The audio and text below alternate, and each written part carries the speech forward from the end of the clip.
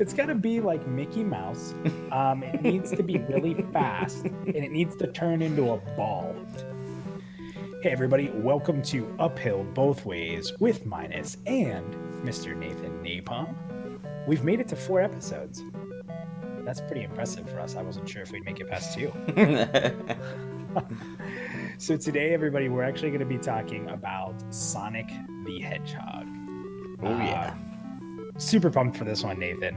We've talked a little bit about being Genesis fans versus being Super Nintendo fans. So I think both of us were Genesis fans, right? Can't do this on Nintendo, Genesis does. 16-bit sports action. You can't do this on Nintendo, Genesis Does. Genesis Does. Genesis Does. Genesis Does. Genesis does.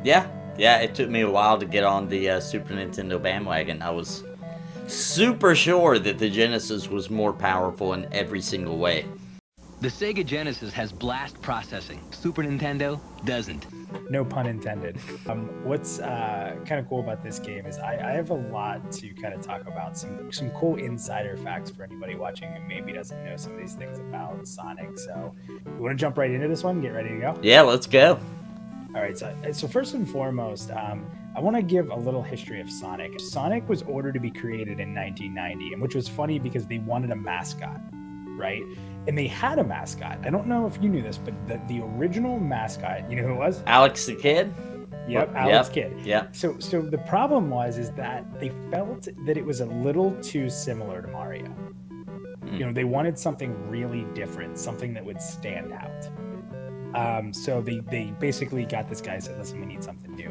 And what's really interesting is the quote that was given to the designer for this was the most impossible task ever, right? The guy says, we need an iconic character on the level of Mickey Mouse. You betcha. So, Jeez! yeah, no pressure. Wow. I mean, in 1990, Mickey Mouse was already how old? I mean, that's insane. That's such a high standard. We need a character as iconic as Mickey Mouse. I just realized that for our show, we need a intro as good and as well known as epic as the Star Wars intro. And every episode of our show should be equivalent to an episode of Game of Thrones. Yeah. As long as it's not the last season, because people will get mad even though I liked it. Yeah, that should be the minimum caliber of our expectations.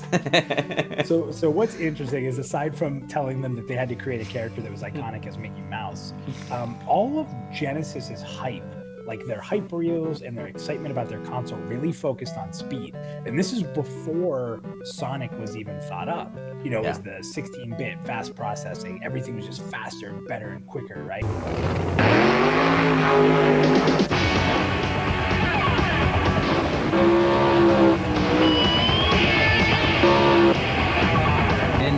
So that was one of the key things that in creating Sonic, they wanted to bring the Genesis marketing into a character. So speed was one of the first things they thought about, and they started leaning towards animals really quickly. Because one of the big things about Sonic was turning into a ball, right? So turning into a ball, they actually had that concept before they locked down a character or an animal. They just said, you know, whatever we pick should turn into a ball. It's kind of like the thought process of creating Sonic is so out of left field and so wacky, right? It feels very Sega. It feels very Sega. It's got to be like Mickey Mouse. It needs to be really fast, and it needs to turn into a ball. So what creatures can we come up with? So the original name for Sonic was Mr. Needle Mouse. Did they feel like they had to put mouse in the name because of the Mickey Mouse expectations, maybe? You know what? That's probably a good point. They went really far with the Mickey Mouse expectations. Like really far. So tell me about the first time you fired Sonic up. I was at a friend's house. He had a Sega Genesis. That meant nothing to me at the time. He put it in, and I had been around the 8-bit Sega. What was it called? The Master System. The Master System. I've been around it, so when he said he had a Sega Genesis, I thought we were going to see the Master System. So he puts in Sonic, and I was like, wow, like, what is this? The colors were popping, the speed, of course, the loop-de-loops, and the water levels. All that just really sticks out my first night playing Sonic, and I still wasn't sold on the Sega Genesis, but I was sold on Sonic as a character, for sure. Yeah, I remember I put that game in, and my first thought was probably the same thing that I think every console, well, until recently, is wow, the graphics will never get better than this. Right. They will. This is the greatest thing in gaming ever. It looks like a real cartoon. I remember thinking that. Our standard was look like a cartoon, and the graphics are great. It wasn't look like me. No. That was beyond our minds' expectations. So yeah, I was the same. And then you had the code at the start menu, right? Yeah. You had to put the code in real quick, and if you put it in quick enough, you'd hear like the coin. Yeah. And then I think that just gave you like 99 continues or something like that. Right. Do you remember that? I do remember that. Yeah. Ton And of that was the only way to know it worked too. There was no pop up, no nothing. It was just the sound, and then you knew it worked. So looking at the original Sonic, we had the speed. It was so different than Mario. Oh, yeah. There's really nothing like Mario. You didn't have power-ups. You just collected essentially one coin gave you health. Yeah. And the benefit of collecting a bunch of coins was you had more to collect if you got hit. So Right. you were immortal if you could just keep a couple coins. Yeah. Which was very interesting, unless you fell in a hole. True. If you fell in a hole, or you drowned, or you got smashed, coins couldn't save you. Yeah. And there would be, you would get really good at you got hit and making sure you got at least one coin back. Yep. Sometimes you would be rotating that one coin through an entire boss battle. Because you couldn't let it fall off the screen. Yep. Yeah, absolutely phenomenal. So the funny part about this game is, everyone wants to compare it to Super Mario World, and we've already done a video on Super Mario World, and I've told you that's my favorite Mario game. So what's interesting is, shouldn't this game, I get from a graphical standpoint being compared to Super Mario World, but shouldn't this game be compared to Super Mario Brothers? I mean, it's the original concept of it. It's the birth of a character, right? So when you compare it, and yes, graphics will be different and capabilities are different, but you are inventing a new character, and they're just going to represent your brand. And I thought that Mario just kind of, am I crazy saying they just got lucky to fall into that being a character people cared about? It was an Italian plumber. Yeah, Mario was just a really good entry to video games, so we just fell in love with him. I kind of don't feel like Nintendo meant for him to be as iconic as he ended up being. Yeah, I completely agree. And for Sonic, it was a completely different story. He was in Sonic. This was their Mickey Mouse, right? Wait, oh what? Do you remember anything specific about those zones that kind of stood out to you, or like what's the levels that you so still remember? I'm gonna get Sonic the Hedgehog 1 confused with 2. I know I am. But the Green Hill Zone always is my favorite. Every Sonic game, the new ones, whatever, the Green Hill Zone is where Sonic lives to me. So that's my favorite. It always will be. I love the whole aesthetic that they did, the way they used the stripes and the little pinwheel things in the background. I think that's the best designed, Very graphically speaking. very colorful.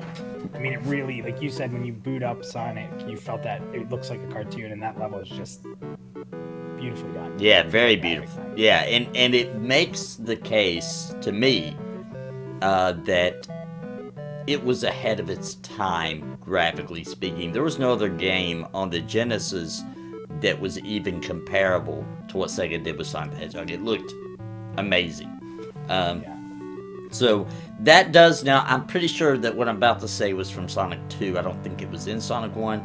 But the next thing I would say is the Casino Zone. That is so much fun, man. That is just, that's iconic to me.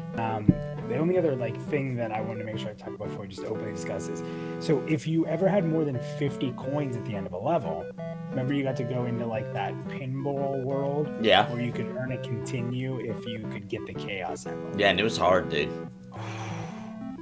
I don't remember beating many of those. Yeah, Ever. I don't think I ever got all of them. I don't think I did. Yeah, it was pretty crazy. Now I got them all in Sonic 2, but that was like the 3D one where you like the tunnel. That's probably Sonic 3. Yeah. yeah, Sonic 2 was the 3D half pipe. Yeah. But yeah, the pinball one was the hardest though. I gotta say that was the hardest one. And sometimes you got screwed. You'd go in and just the way the map was, you just fall right into a hole. Yeah, because it would like rotate, right? Yeah, the whole thing was Yeah. rotating. You did remember you just spam jump, hoping you catch it first so you can jump off. That was essentially the only strategy, I'm pretty sure, in that entire thing. I think it was. If there was more to it, I didn't figure it out. Yeah, me neither. Me neither. And and if you missed one, you couldn't just try it again. You'd have to restart the game. So you had to get them all in order to get all the Chaos Emeralds, and then you could be Supersonic. I don't think you could even in the first game. Could you even be supersonic? I don't think you could do that in the first one. I don't know. I never did it. I never did I it. think that came later. I think that was in Sonic 2. Maybe. You could actually, because these I think were just used for continues, if I'm not mistaken. You liked the Sonic water levels in this one, right? No, I like Sonic. I like water levels in Mario games. The water levels in Sonic, man. No, thank you. That is brutal. Yeah. Trying to get to the next little air bubble. And he's all like, do you remember how violent looking when he drowned? He'd be like, like, jeez. Yeah, it's I loved Sonic. I still love Sonic. Let's talk about the future. What Sonic became. Today, Sonic is a sad tale. Yeah. I think we can all say. He's the But you joke brought of the up internet. Sonic 2 is incredible. Yeah. Tails. Yeah, and that changed the game, dude. Tails was the Yoshi of the Sonic universe. Except for you could get a friend to be Tails, and you could be invincible. Just make Tails do all the dangerous things. Yeah, I would always want to be Tails. So I'd tell my buddy they're Sonic. All you need to do is not die, and I'll handle it. Because you could kill all the bosses at Tails. Yeah. Don't worry, I can't die. You just don't die. That's your whole job, and I'll beat the game. Yeah, just stay alive, and I'll hit Robotnik and all that stuff. Because Tails would just would he just blink and come back, or would he go away and then come back? Sometimes he would die for like a couple minutes, Right? And then you'd come back, or a minute or so. It wasn't very long.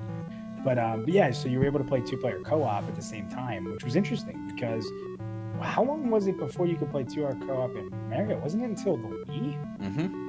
Yep. You couldn't play 2-player co-op in an actual. Well, technically. Are you gonna count at the battle game? Yeah, because that was technically the first Mario game. So if you don't, unless you count Donkey Kong as the first Mario game, which you could, but you could. The first Mario, his name on the game, technically. Yeah. But he that's was also a stretch. In one of the games, tennis. Yeah. So I got to tell you, looking back, I mean, today it's not a contest. Today it's not a contest that Mario has long now survived Sega's Sonic, but at the time, I think that I would say from Genesis through, let's say Genesis to Dreamcast, Sonic put up a fight. Yeah, put up a good fight. Yeah, and the Sonic Adventure games were awesome. The first one. I liked the second one too. Awesome. I liked the second one too. It wasn't as good, but it was good. I'll give you that. Yeah, it was good. I definitely liked the first one a lot. I do unless too. Unless I had to fish with that cat. Biggs the cat. I hated fishing.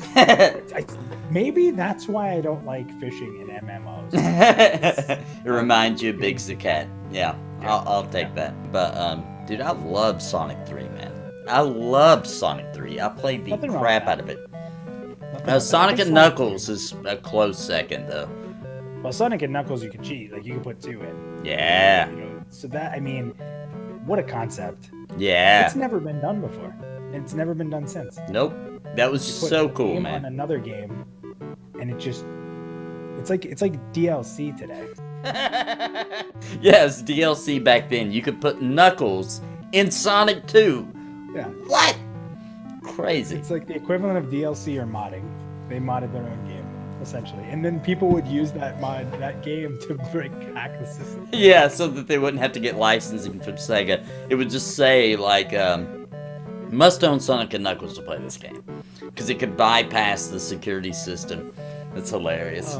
Huge NES fan, huge, and I had tons of games. But you know, like, there's a time when you grow up a little bit and gaming grows with you, and it grew up with me with Genesis. Yeah. Like, it became, you know, at the start of Nintendo, I needed some help.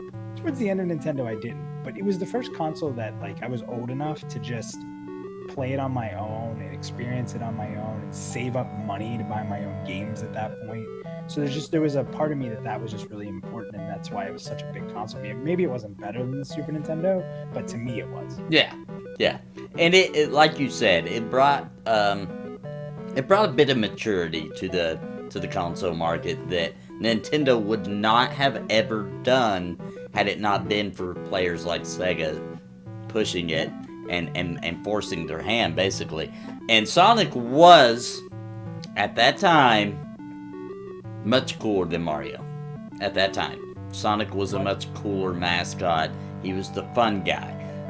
Mario was still fun, but Sonic was the cool uncle. Awesome. Well, we'll definitely, guys, just so you know, we've adjusted this for more editing time because these videos that you see, they're a lot longer than the content you see. You kind of notice that when you look at the videos, and there's two. So to give us a little bit more editing time and also be able to prep for these videos, we're going to do a release every other week. I think it's just a better format for us to not rush it. We want our videos to be different. We want there to be some editing done. So every other Monday, you'll see an uphill both ways episode as we continue to talk about retro games and games that even not so retro games that just we really like. So yeah, awesome, Nathan. So thank you again for another awesome discussion, and I'll see you next time. And let us know in the comments what you think. And again, as Nathan has said a few times, let us know what games you want us to cover. If we've played them, we will.